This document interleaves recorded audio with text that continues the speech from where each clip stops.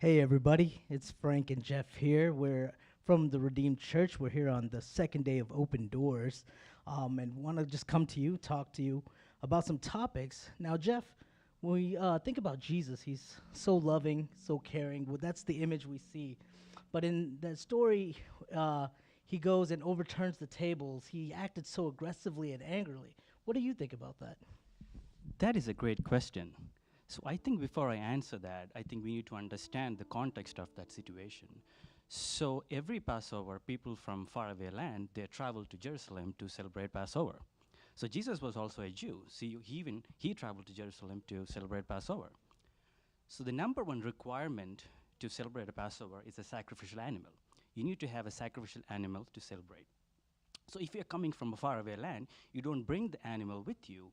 So you buy the animal in Jerusalem itself. So if you bring your own currency, that currency is not accepted in Jerusalem. So you have to exchange that currency to get the local currency called Tyrian shekel. So you can use that currency to pay temple tax as well. So that is the context of that situation.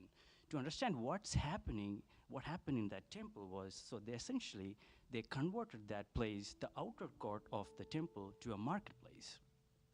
So in that marketplace, there were people selling animals. So there were cattle, there were sheep, doves, and everything. So, and also there were people trying to convert the currency converters. So what they did was they took the currency and they converted. Essentially, these people were actually cheating the poor people because they were giving really bad exchange rates.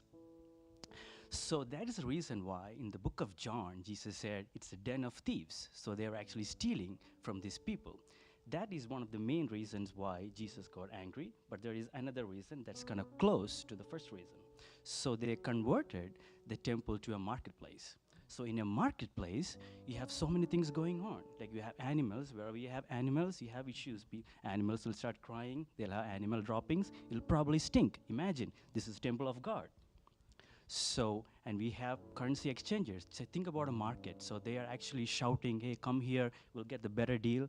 This is the temple of God. The only sound that should come out of the temple is the praises. Instead of hearing the praises, we are having this market commotion. So hearing that, Jesus got really angry, and it's justified. And he created a whip, and he drew all those people out. That's really justified. That's why Jesus behaved that way, and it's actually justified. Wow, Jeff, that is a great point.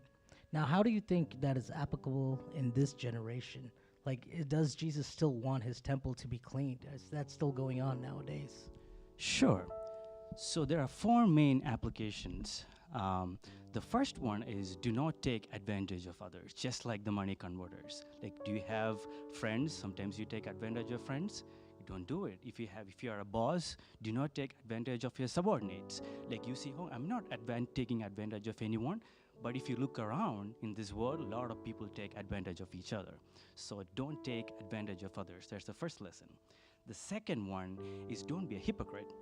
So the temple authorities, they always criticize Jesus for sitting with the poor, sitting with the Gentiles. Just think what they did with the temple of God. They made it a marketplace. So that's hypocrisy. So Jesus hates hypocrites and hypocrisy. That's the second thing. The third one is righteous anger. What is righteous anger? So if you see something in your church that's not according to the word of God, and if you get angry, that's righteous anger. So, but you have to be really careful. That's why in the book of Ephesians, it says, do not sin in anger. It doesn't say do not get angry. It says do not sin in anger. You just have to be careful that you get angry, but it has to be a righteous cause. So the fourth one is really important, but it's regarding the temple of God. So the temple of God has a sanctity. You have to maintain that. So if you don't maintain it, it'll become a marketplace. So nowadays, some churches, they just try to compromise on things so that they get personal benefits. They get more believers to come in, like personal benefits, financial benefits. Essentially, what a marketplace does, it creates profit. So if we try to do that, if we try to accommodate everything, we are essentially becoming a marketplace. So Jesus doesn't like it.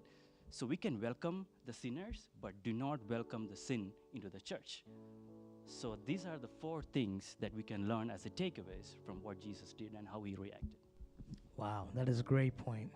Everyone, there you have it. Stay tuned for the next coming days for more open doors. May God bless you and truly be with you these coming days. God bless you.